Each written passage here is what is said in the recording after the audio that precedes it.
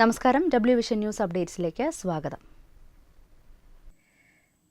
Nipah രോഗബാധയുമായി ബന്ധപ്പെട്ട് ഇന്ന് പുറത്തുവന്ന 10 പേരുടെ നിപ പരിശോധനാ ഫലങ്ങൾ നെഗറ്റീവായതായി ആരോഗ്യവകുപ്പ് മന്ത്രി വീണ ജോർജ്.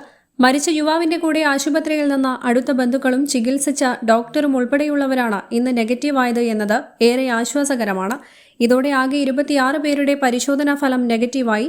ഇന്ന് പുതുതായി 11 പേരെ സമ്പർക്ക പട്ടികയിൽ ഉൾപ്പെടുത്തിയിട്ടുണ്ട്. ഇവരിൽ 5 പേർ ഹൈറിസ്ക് വിഭാഗത്തിൽ ഉള്ളവരാണ്. ആരോഗ്യവകുപ്പ് മന്ത്രി വീണ ജോർജിന്റെ നേതൃത്വത്തിൽ അവലോകന യോഗം ചേർന്ന് സ്ഥിതിഗതികൾ വിലയിരുത്തി. ആകെ 266 പേരാണ് സമ്പർക്ക പട്ടികയിൽ ഉൾപ്പെട്ടിട്ടുള്ളത്. ഇതിൽ 81 പേർ ആരോഗ്യ പ്രവർത്തകരാണ്. 176 പേർ പ്രൈമറി കോണ്ടാക്ട് പട്ടികയിലും 90 പേർ സെക്കൻഡറി കോണ്ടാക്ട് പട്ടികയിലുമാണ്. പ്രൈമറി പട്ടികയിലുള്ള 133 പേരാണ് ഹൈറിസ്ക് കാറ്റഗറിയിലുള്ളത്. രോഗലക്ഷണങ്ങളുമായി 2 പേർ ഇന്ന് മഞ്ചേരി മെഡിക്കൽ കോളേജ് ആശുപത്രിയിൽ അഡ്മിറ്റായിട്ടുണ്ട്. ഇവർ അടക്കം 6 പേർ മഞ്ചേരി മെഡിക്കൽ കോളേജ് ആശുപത്രിയിലും 21 പേർ പെരിന്തൽമണ്ണ MES മെഡിക്കൽ കോളേജ് ആശുപത്രിയിലും അഡ്മിറ്റായി ചികിത്സ തുടരുന്നുണ്ട്. ഫീൽഡ് സർവേയുടെ ഭാഗമായി മമ്പാട്, തിരുവാലി, വണ്ടൂർ പഞ്ചായത്തുകളിലായി ആകെ 1044 വീടുകളിൽ ഇന്ന് സർവേ നടത്തി.